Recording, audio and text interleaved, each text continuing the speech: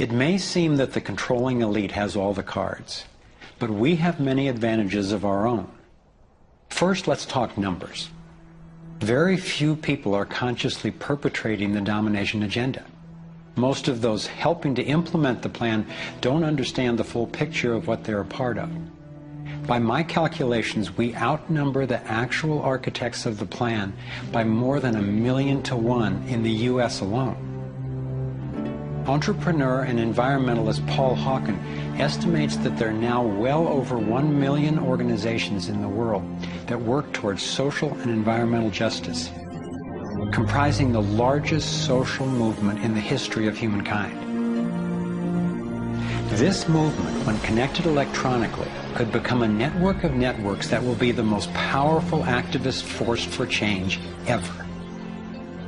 If you look at the people who are involved with restoring this earth and stopping the damage and resisting the depredation and nurturing change and reimagining what it means to be a human being, and you're not optimistic, then you might want to get your heart checked, because there is an extraordinary, beautiful, gorgeous, fierce group of people in this world who are taking this on.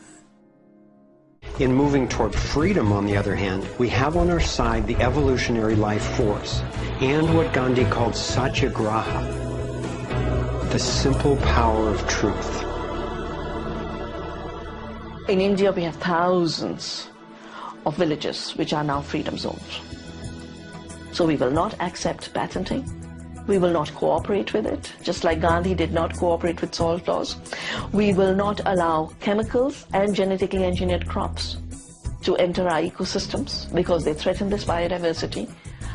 And this freedom movement, which is a freedom movement for all species, not just for individual humans, is something that's growing so fast and is reflected in the movement for GMO-free zones in Europe. I turn my back and there's another 1,000 GMO-free zones. 90% of Italy, 90% of Austria. The freedom zones around the seed, around food, are creating massive shifts. In Bolivia, a grassroots movement took to the streets, relentlessly banging pots and pans, and eventually stopped the foreign corporate takeover of their water resources. Though very little is shown by the corporate media, there are countless success stories going on every day all over the world.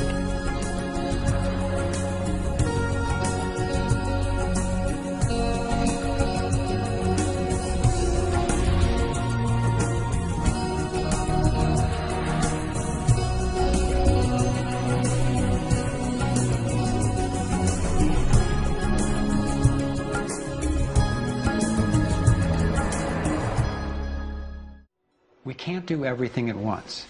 I envision 3 overlapping stages of the solutions process. In stage 1, we bring as much integrity as possible to our current systems. If we cut the US military budget in half, it would still roughly equal the defense spending of the entire rest of the world. Between that and getting rid of the Federal Reserve, over $1 trillion a year would be freed. Enough to feed everyone on our planet, deal with social issues, and heal our environment. Many people believe that widespread starvation and poverty are inevitable, but compared to war, eliminating poverty and restoring the environment are cheap. According to Lester Brown's Earth Policy Institute, it would take under $200 billion a year to restore the Earth's environment and meet global social goals. But this stage isn't the end goal of the liberty perspective. While stage 1 has a lot of the compassion typically associated with a liberal Democrat agenda, stage 2 reflects much of the wisdom of the traditional conservative worldview. In stage 2, we shrink government's role to protecting individual liberty and stewarding things we share in common, like ecosystems and the airwaves we use to communicate. As the system gains integrity and we move to sound currency, people will have enough money to have more control over everything that affects them. Stage 3 grows out of the increasing freedom that people gain in stages 1 and 2. as they have more money and more time. There is no involuntary tax and therefore no involuntary governance. There's no monopoly on force. There are rules, but no rulers. Rigorously protecting individual rights turns out to be key for honoring our interdependence. We can be distinct and unified at the same time. As utopian as this can sound at first, I've been thrilled to see how much practical thinking has been done to deal with tough issues like healthcare, crime, and education. These three stages validate the best of both the liberal and conservative perspectives that have divided us for so long, and then reconcile them at a new level, around non-violation, a core ethic we all share. Stage 3 honors human incentive and finally includes the rights of not just many, not just most, but everyone. The fundamental insight of our interconnectedness changed the way I approach everything. In my own life, I found a practical expression of this philosophy in the modern, nonviolent martial art of Aikido. It offers powerful guidance on how to respond effectively and non-aggressively to the global domination agenda. Morihei Ueshiba, its founder, taught that to practice Aikido one must mimic the movements of atoms and galaxies. Just as free energy technology blends with the toroidal pattern to access unlimited power, Aikido, the way of harmony, blends with the energy of an attacker, redirecting it to peaceful resolution.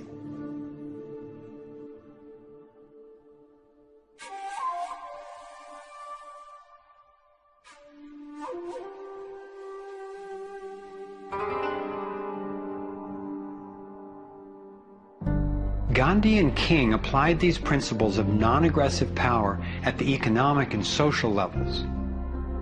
If we respond with violence to the domination agenda, other than in self-defense, it would only continue the old us versus them paradigm and provide an excuse for even more police state measures.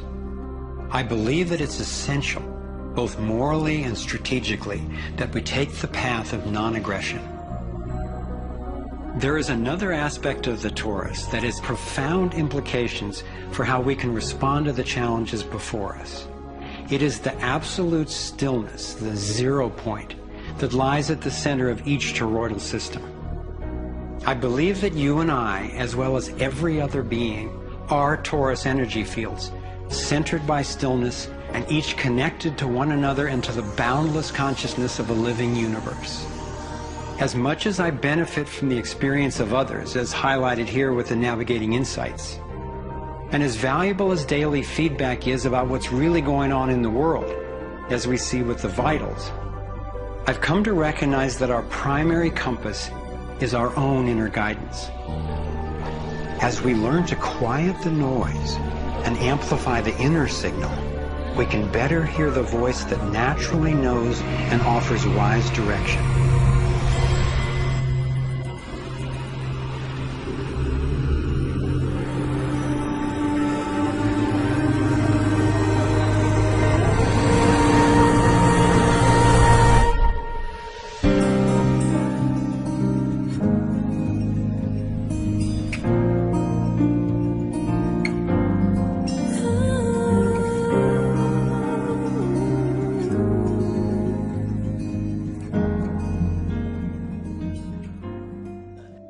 World unification, working toward common good for all human beings, and without anyone being subservient to anyone else, without social stratification, whether it be technical elitism or any other kind of elitism, eradicated from the face of the earth. The state does nothing because there is no state. The society that we're about to talk about is a society that is free of all the old superstitions, incarceration, prisons, police, cruelty, and law. All laws will disappear, and the professions will disappear that are no longer valid, such as stockbrokers, bankers, advertising, gone forever because it's no longer relevant. What the Venus Project proposes is an entirely different system that's updated to present-day knowledge. We've never given scientists the problem of how do you design a society which would eliminate boring and monotonous jobs, that would eliminate accidents in transportation, that would enable people to have a high standard of living, that would eliminate poisons in our food, that would give us other sources of energy that are clean and efficient. We can do that out there. We're given notions about the respectability of work, and I really look at it as being paid slavery. They're brought up to believe that you shall earn your living by the sweat of your brow. That holds people back.